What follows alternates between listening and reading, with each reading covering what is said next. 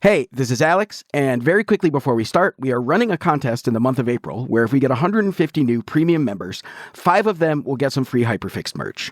The winner will get to select any piece of merch of their choosing, and we will send it to them. You can see all of it at merch.hyperfixedpod.com, and if more than 150 people sign up, more people will win. You can become a premium member at hyperfixedpod.com/join. This show is completely independent and relies on the support of our listeners, and our goal this year is 1,500 new members so that I can give the staff raises and pay for their healthcare. All right, that's it. Hyperfixedpod.com/join for your chance to win some free merch. Here's the show. Hi, I'm Alex Goldman, and this is Hyperfixed. Each week on our show, listeners write in with their problems, big and small, and I solve them. Or at least I try. And if I don't, I at least give a good reason why I can't. This week, Fauxbituaries. I'm not sure how big this problem is. It could be, on one end of the spectrum, just a lazy little nothing problem. On the other, we pull the thread and go down the rabbit hole, Alex. It could potentially lead into some sort of crazy syndicate bot farm thing. This is Marcus. He's 35 years old. He lives in Victoria, British Columbia. And despite this adorably conspiratorial pitch he just made to me, Marcus is actually a very normal guy. He works in sustainability reporting, he just became a father, and he's married to a wonderful woman who he literally calls my wonderful wife. So how did the normal guy with the wonderful wife come to be talking about rabbit holes in syndicates? Well, it's actually a pretty sad story, and it started about 2 months ago. On February 16th, Marcus and his wife got a call. That kind of call that people in their 30s never expect to get. One of their very best friends had suddenly died, and the news had left them reeling. Not just because this friend was only 32 years old, but she was the kind of 32-year-old that seemed utterly unstoppable. If she was a video game character, she was maxed out. She broke the game because she had so many more skill points than the average person. Her wit so sharp. She was an ultra marathon runner. She would backcountry ski. She just excelled in every facet of what she did. And she did so many cool things. She honestly was just such an amazing life force. We were very lucky to have her as the MC at our wedding. And yeah, I mean, she was just, she was awesome, Alex. It seemed impossible that this awesome, amazing life force could so suddenly be snuffed out. And yet, it was true. So when they got the call that their friend had died, the first thing Marcus and his wife wanted to know was, how in the world did this happen? The person who called them hadn't told them the details. And although they knew her family, they didn't want to burden them with questions at such a tragic time. So we ended up doing some Googling, almost, I would say, hourly, about information on our friend's passing, if there were news reports, if there was an obituary. At first, there was nothing. Just a total information vacuum. But within a day or two, notices about his friend's death did start popping up on the internet. At the top of Google search results, Marcus found links to these random small-time news sites. Sites with names like Memoir News 360 and NYCBreaking.site. And I mean, already one of these seemed weird, because why would a website called NYC Breaking, that's presumably about breaking news in New York City, be covering the death of a not famous woman in Canada? But when Marcus began to click through and read the obituaries that these small-time news sites had written for his friend, the weirdness just got weirder.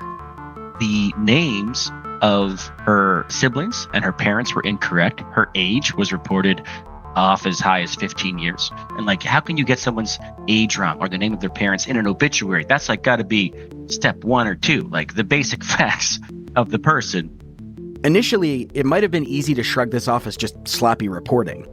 But over the next few days, more of these weird obituaries began popping up on the internet. And while there was no doubt that the person they were referring to was indeed his friend, because they mentioned her name and the city she lived in and the company she worked for, aside from some vague platitudes about how she, quote, believed that workplaces should be supportive environments and also embraced the thrill of winter sports, nearly every other detail in these obituaries was wrong. And it kind of felt like, is this AI slop? or what's going on? And I mean, accessing on the mobile phone, it was like going to a website pre-ad blocker in the late 90s or early 2000s where like every square inch is a pop-up ad and fake links, invisible links trying to get you to click through all these things. And we ended up basically experiencing this daily for almost a week and a half until the official obituary was released. Marcus made a list of all the web pages that ran erroneous obituaries for his friend. But at this point, nearly all of them have been taken down. Once the family published their official obituary, the random ones just sort of slipped back into the ether. But all these weeks later, he still has a lot of questions about what he experienced. When someone dies, there's always this feeling that they're slipping through your grasp, that their memory gets harder to hang on to as time goes on. And these obituaries, with banal platitudes, funhouse mirror distortions, and outright falsehoods, were already eroding the public memory of the person he loved. And it makes him angry. He feels convinced that this whole operation was designed to exploit his grief for online ad revenue. But he's curious about who's making that money and how exactly the operation works. Are these sites being run by lazy journalists using AI to write obituaries at scale? Are they bots without any human intervention? Are all of these sites connected through some online obituary syndicate? Or are they actually competitors, racing to scoop each other on the greatest human tragedy? And there's one more thing. The thing that burns my brisket is that I can't figure out how they knew she passed away, because the official announcement didn't happen for like 9 days. And these things started popping up within a day or two. Oh, this one makes me angry. Like, I'm mad for you. I'm mad on your behalf. And like, I understand that we live in a cynical world of people who are all struggling to get by and are willing to screw each other over to do so. But around matters of death, it just feels really nasty to me, you know? Yeah. Can I ask you a question? If you don't feel comfortable answering this, feel free not to answer. How do you think that your friend would feel about all this? Well, I think she would find it. She would definitely find the humor in it instantly, and she would probably think of like an amazingly sharp, witty comment to like capture the whole situation 65 seconds before anyone else's brain could compute that up. She was so sharp, Alex, and just like such a great wit. I'm sure she would have like a great slogan, a pun with the word obituary, and definitely found the humor in it. Well, I guarantee you that someone out there knows what's going on. So give me a couple weeks, and I'll get back to you on this. Okay, so in the past, I could figure out exactly who was behind these websites using a specialized search tool called a Whois lookup. All I have to do is go to a website called whois.sc and then enter the URL of one of these websites, and the search tool would come back to me with the name and contact information for whoever it was that registered the domain. But as I mentioned in a previous episode, that tool is now largely ineffective for tasks like this. In 2018, sweeping policy changes were made to the internet, and as a result of those changes, all new website registrations are automatically set to private. So now, when I do a Whois lookup on a site like Memoir News 360, it no longer shows me who registered that domain. It just tells me that the information is private. So unfortunately, I can't just call one of these guys and ask, like, who are you and what is this operation you're running?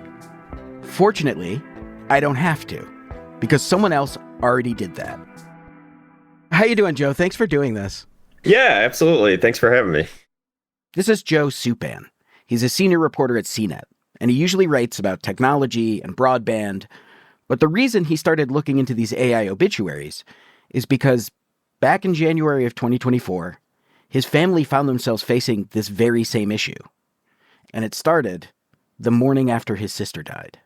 The day after my sister died, I remember like this very clear moment where my mom and my dad and I were driving to her husband's house. And my mom got a call from my aunt saying she had seen this obituary on Facebook and like did we write that, or where was this coming from? Seemed a little fishy. So she sent it to my mom, and my mom started reading it in the car, and all these inaccuracies jumped out immediately. There were details in the obituary that would have flagged for anyone who knew Joe's sister. But there were also details that should have flagged for anyone at all. Like, her reported cause of death was autism. I was offended and I was repulsed by it. I also felt fascinated by it. I was like, where were these details coming from? Like, who was writing these pages? Just how is this whole process working? So Joe began to investigate. And what he found was not some high-tech criminal syndicate, but a basic clickbait scheme powered by AI and human grief. According to Joe, it generally begins on Facebook with an open post from someone who loved someone, sharing the news that that someone has died. And if the post contains certain phrases, think tragic loss or taken too soon, an alert will get triggered. This is someone to watch. From there, scammers will monitor Google search trends to see if people online are searching for information about this person that's died. And frequently, when people die young or unexpectedly, as was the case with Marcus's friend, there are a lot of people searching. People want information about what happened to this person, and that's where these AI obituary writers jump in. Suddenly, that first Facebook post, and any subsequent engagement from the comments, it all becomes grist for the mill. Scammers will scrape through social media for information about this person and their life, and then feed it to the AI, which quickly stitches together something resembling a formal obituary. It doesn't matter if there's barely any actual information, or if the information's wrong, or if the AI hallucinated nearly every detail of this person's life, because ultimately it's just bait to lure confused, grieving people from Facebook or Google search results onto websites they would never otherwise visit, generating page views that translate into ad dollars for as long as people are searching for the information, which often ends the moment the family's able to collect themselves enough to write their own official obituary. But who exactly is running these sites? Yeah, that was a little harder to figure out, but I did end up getting to talk to one person who runs some of these websites. And how did you even find that person? Because back in the day, I would have used the Who Is lookup, but now I don't know what I'd do. Yeah, I was just messaging a bunch of these obituary pages on Facebook, and some of them would be ostensibly news websites, like they would cover any crime, obituaries, anything like that. Some of them were purporting to be reporters who were covering this news. I probably messaged 50 of these types of accounts. And then I just got lucky. Someone responded to me, and he actually said, you've messaged me a bunch, all of this account, that account, those are all me. So he agreed to talk to me. What did he tell you about the gig? How does he set this up? And, did he tell you what kind of money he's making? Who even is he? He was a guy in Nigeria. He said he makes about $100 a week on it. I kept asking him, are you worried that this information could be wrong, or that you might be hurting people who are grieving with this practice? And he was very insistent that he fact checks all his information, and it goes through this thorough process. Everything he posts is accurate. But when you would look at some of the obituaries, it was there's no way that this is fact checked in any thorough way. So I guess my question is, the average person isn't going to get a ton of visits to their obituary. So how are the people making these sites making money? It's probably pennies per page view, less than that even. I think it's just they're casting such a wide net, and so much of the work is automated. I even think this guy I talked to was more of a mom and pop operation than what is standard for these websites. I think he was actually typing these things into ChatGPT himself. I think the more common route is probably that there are just alerts set up on Facebook for these certain terms, and it's all automated. I don't think there's much of a human hand in any of it. But I just think because there's such a volume of engagement and interest in when people pass away. And there's like, it's such a low barrier for entry. Even if you're only getting a penny per page view or something like that, it can add up.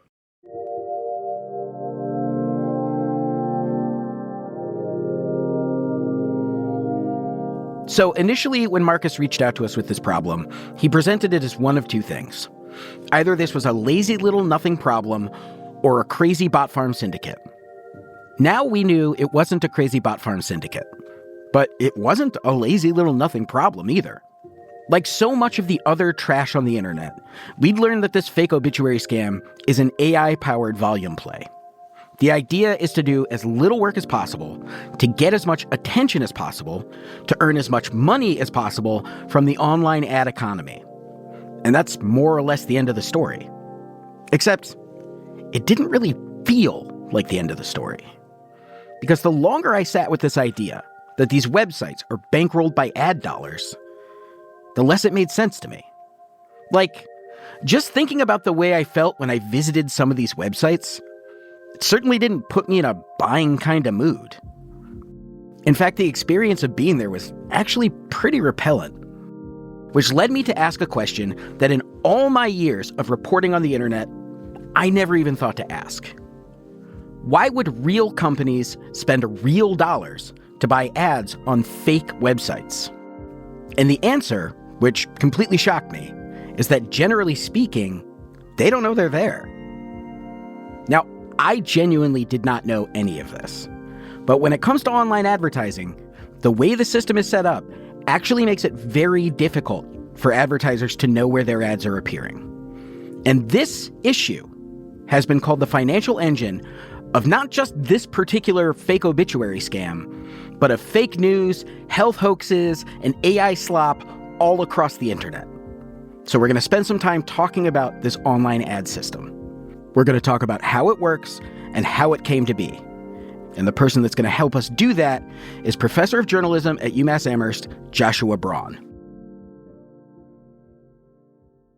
It used to be that if you wanted to sell shoes, that you would place an ad in a running magazine because that was a good proxy for that consumer. Or if you wanted to sell to people in Philadelphia, you would put an ad in the Philly Inquirer, right? The publications became proxies for different audiences. But there was a problem with this system. Advertisers never knew how many of their customers were actually seeing these ads. So there was always this sense that they were wasting some amount of money. They just didn't know how much. And that's where the internet stepped in, with a promise to solve the waste issue using personal data to drive targeted ads. So we all know that we're tracked like massively online and now location tracking on our phones. And there's just an enormous sort of commercial surveillance industry around like sort of looking at all of our behavior and everything else. But now the promise of this is, right, that we can surveil people wherever they are and place an ad at the best moment, right, as opposed to in the best publication. So thanks to this new technology, advertisers could put their ads in front of their customers no matter where they are on the internet. And at the end of the month, Google, or whoever they purchase their ads through, would come back with a report showing exactly how many of their customers actually saw the ad. For advertisers, it seemed like a perfect system, a seller's utopia. And then the cracks started to show. The first major reckoning happened after the 2016 election, when more than 100 companies, including Kellogg's and Procter & Gamble, discovered that their ads had been running on sites peddling political disinformation, radical extremism, and hate speech. Which again, means they had been funding that stuff. And maybe you think they didn't actually just discover this. Like maybe you think that's just what they said to save face when their customers discovered it and got pissed off. And honestly, I probably would have thought that too. But then I learned that in 2021, both Pfizer and the CDC discovered they'd been running ads on COVID conspiracy sites. So, yeah, I believe. Anyway, in the wake of these discoveries, these big, powerful companies started grappling with the fact that the system they'd put so much faith in might not be working exactly the way they'd hoped it would. But when they asked, how in the world could this happen? The answer wasn't super clear. So the digital advertising system is built in a way that is pretty complex and pretty opaque. Essentially, the idea is that every time that you visit a web page, assuming you don't have an ad blocker turned on or something like that, in the just milliseconds it takes the page to load, there's an auction going on for your attention. So the publisher, that's the web page, will put up space for sale in this auction, and advertisers will bid for the privilege of putting their ad in front of your eyes when the page loads. And by the time the page is finished loading and the ad appears, the auction's already over. So because this whole thing happens so quickly, it has to be automated. And because this whole thing is automated, you need something like a digital auction block. And these are the ad exchanges. Think of an ad exchange as like a digital auction block. If this were a real auction block, there'd be a buyer on one side and a seller on the other, and there'd be a guy in the middle brokering that exchange. But when it comes to online ad exchanges, there can be anywhere from 4 to 7 middlemen inserting themselves in this process. And this is where the trouble happens. Because generally speaking, in the digital space, the buyer and the seller never actually meet each other. In fact, they never even show up to the auction.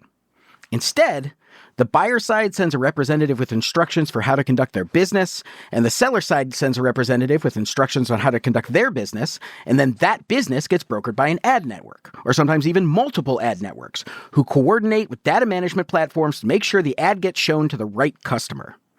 And it's okay if you didn't keep track of all of that, because the point of this is just that it is a very Byzantine, convoluted system that plays out in milliseconds with basically zero oversight, and everyone involved is taking a cut.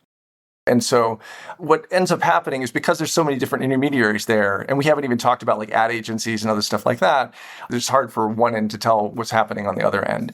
And oftentimes, like the kinds of reports that advertisers are provided about where their ads are appearing are like kept at the very general level, either because the data is not available or because the people who are dealing with the advertiser would rather not share.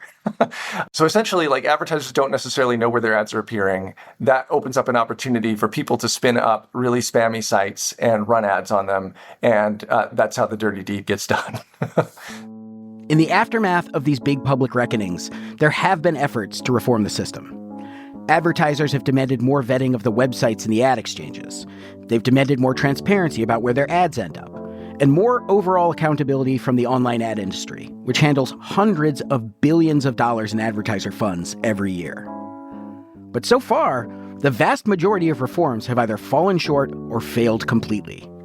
Websites containing disinformation, propaganda, medical hoaxes, and fake obituaries continue to find their way into the ad exchanges.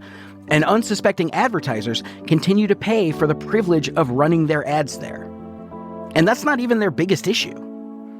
It's estimated that more than $100 billion is being stolen through the online ad exchange every single year. Through bot farm operations, through web spoofing, and sometimes through complex systems that make the ad exchange think an ad has been displayed on a website when in fact it hasn't been displayed anywhere at all. Ad fraud is currently the second largest criminal enterprise in the world, just after drugs. Except that, unlike drugs, nobody in the ad fraud world is getting prosecuted. So aside from the advertisers, nobody involved in this thing seems particularly invested in trying to reform it. And that, my friends, is why the internet has become such a cesspool. In my conversation with Josh, he introduced me to a couple concepts that I thought were really instructive in understanding why this system is so backwards and so messed up. And he did so by way of historical analogy to the meltdown of a nuclear power plant.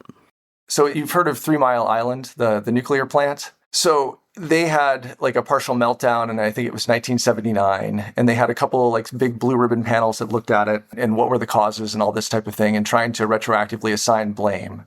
But there was a professor, a sociologist, Charles Perrow, and he did his own investigation into it.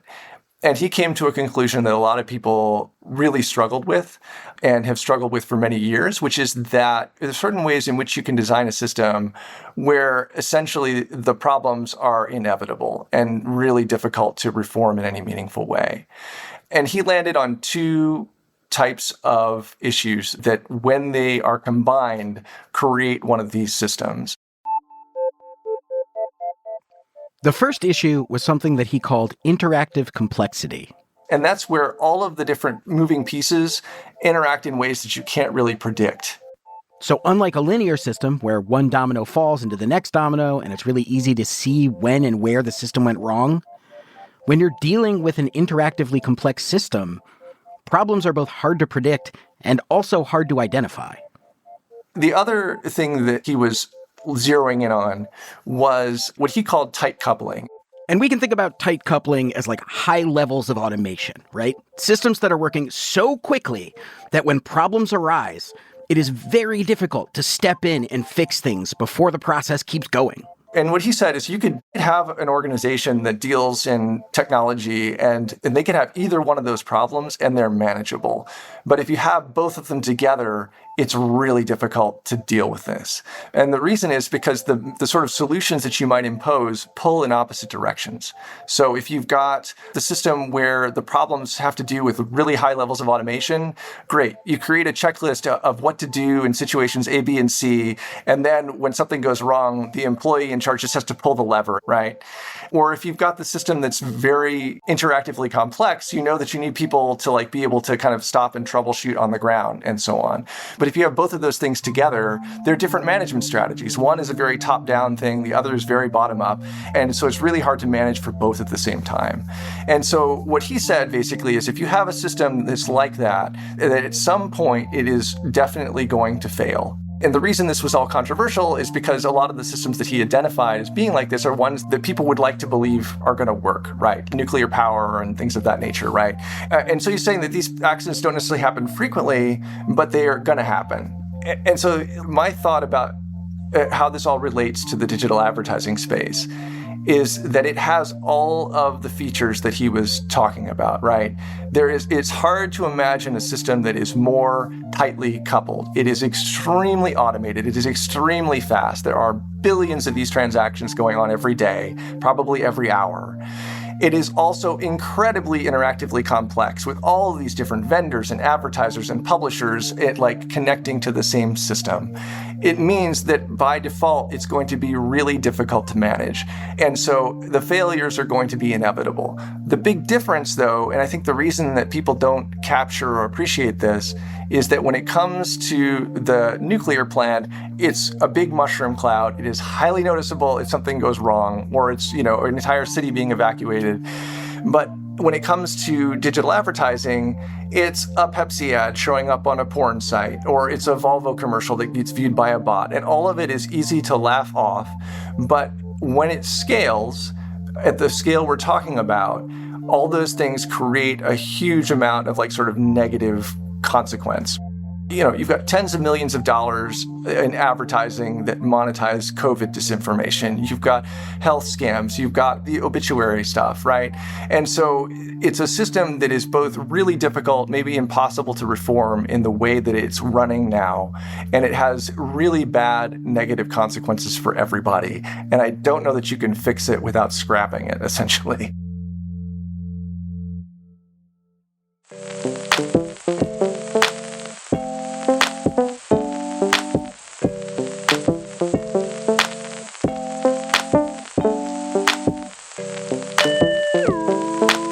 After the break, can the internet be fixed?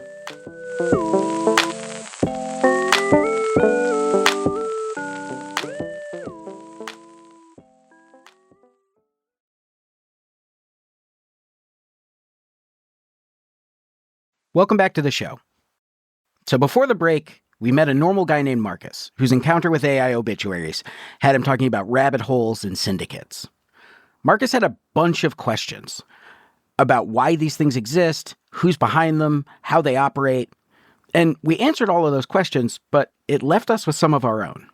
Specifically, we wanted to know why there was a market for these at all. Why would anyone pay to place their ads on these sites? And what we learned is they don't. The way the digital advertising system is set up makes it very difficult for advertisers to know where their ads are ending up. And this AI obituary scam, and so much of the fake news and health hoaxes and extremism that we see online are all downstream effects of this reality.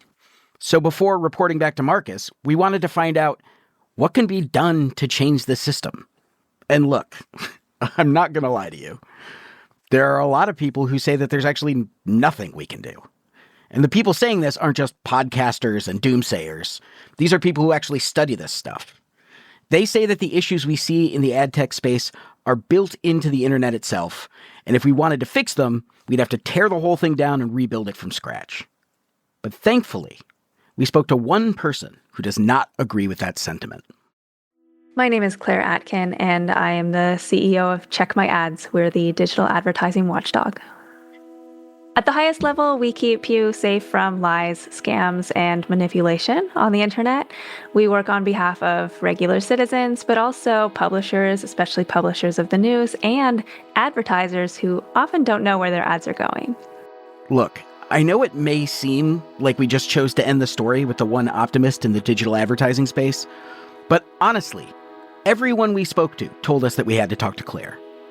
They told us Claire and her colleagues know more about this issue and this ecosystem than anyone else out there. And that's partially because they used to be a part of it. Yeah, we were in the ecosystem. We were building marketing funnels on behalf of software companies. And we started asking questions like, why are all the tools that I'm using to sell software being used to radicalize people or spread lies? And was there like a catalyzing moment or an event that made you go, you know what?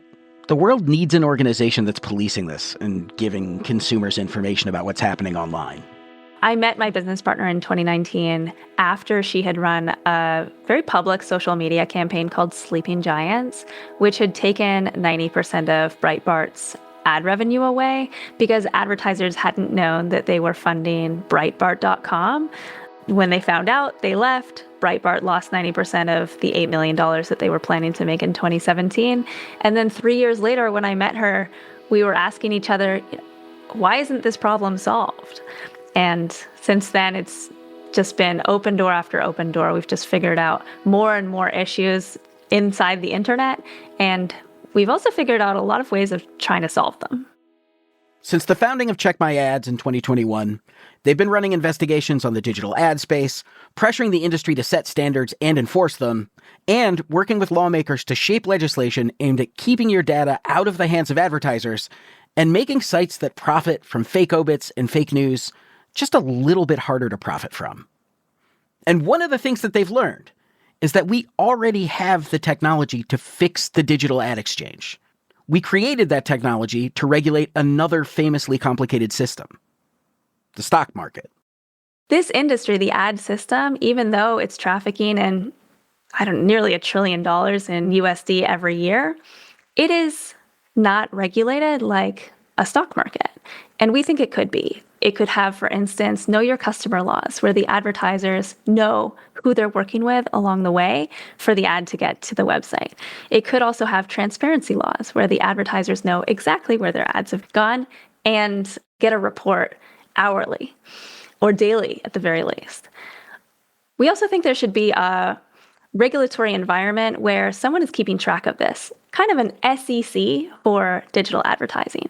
The SEC could create a division. They have for crypto, for example, but someone needs to be keeping track of ad tech companies that are scamming, keeping track of international ad tech companies that are collecting our data.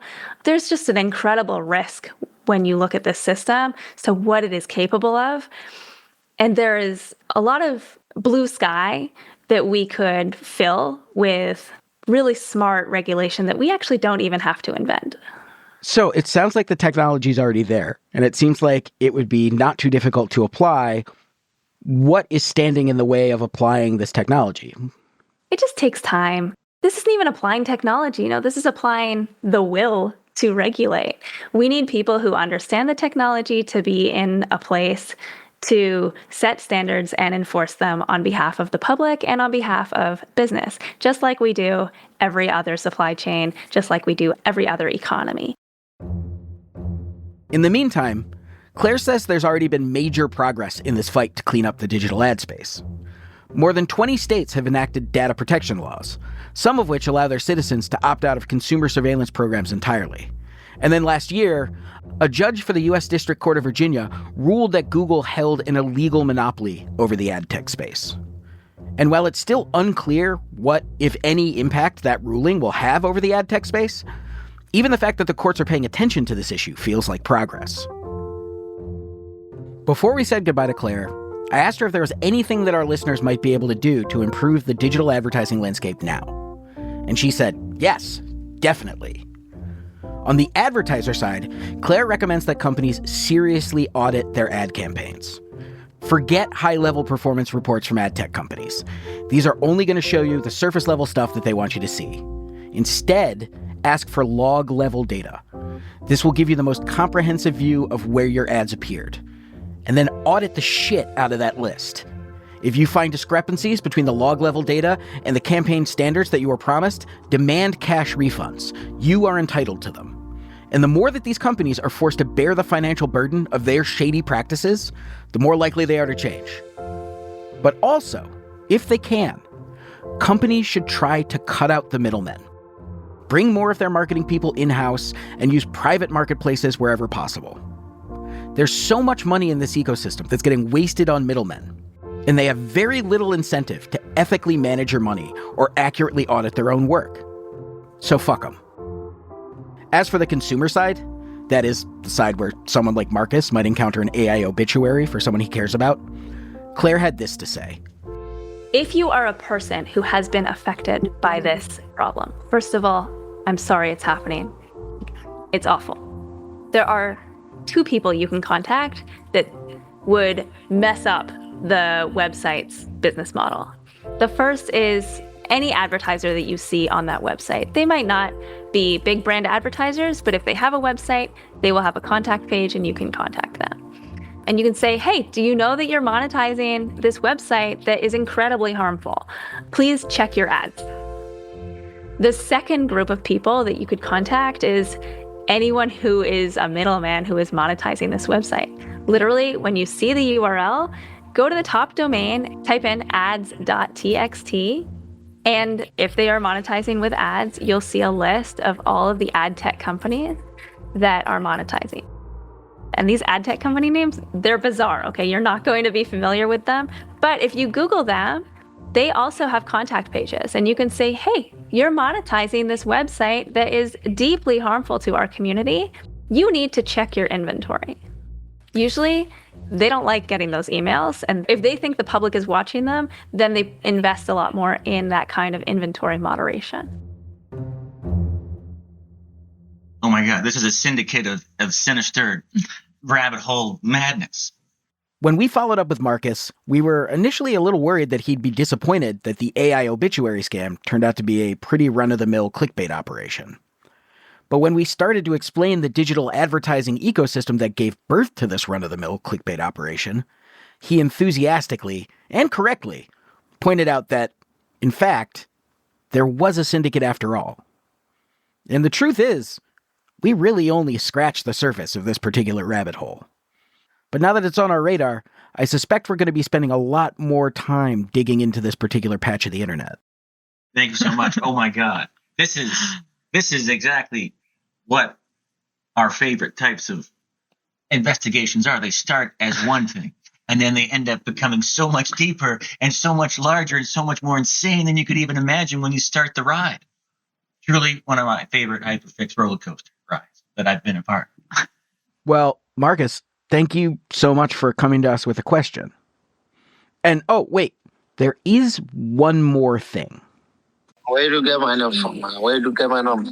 So, you know how at the beginning of the episode, I said that I'd essentially lost the tools I needed to track down website scammers? Well, in the course of investigating this story, we connected with a journalist named Craig Silverman, who is an expert on digital deception. And initially, the plan was that we were going to talk about the world of scam sites and ad fraud, and we definitely did that. But also, I sent him a list of the websites that ran AI obituaries for Marcus's friend. And Craig took it upon himself to track down one of the scammers behind these sites. This scammer, who you just heard on the phone a moment ago, initially agreed to an interview with us, but unfortunately, at the last minute, he ghosted us and he blocked our number. But next week on the premium feed, Craig Silverman is going to give us step-by-step instructions explaining the tools he used and how he used them to find this guy. So yeah, Hope to see you then.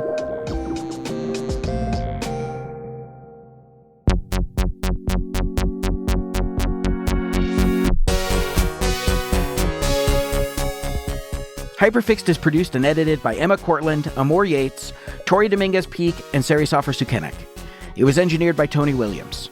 The music is by the mysterious Breakmaster Cylinder and me. Special thanks this week to Joshua Braun for letting me email him nonstop, and to Craig Silverman, who helped us track down our scammer. You can check out his newsletter, which is both in-depth reporting on things like scams, disinformation, media manipulation, and spyware, as well as resources and tutorials to investigate them yourself at indicator.media. And you can hear the master at work on our next bonus episode. If you want to become a member to hear that episode, you can do so at hyperfixedpod.com/join. Hyperfixed is a proud member of Radiotopia from PRX, a network of independent, creator-owned, listener-supported podcasts. Discover audio with vision at radiotopia.fm. Thanks so much for listening.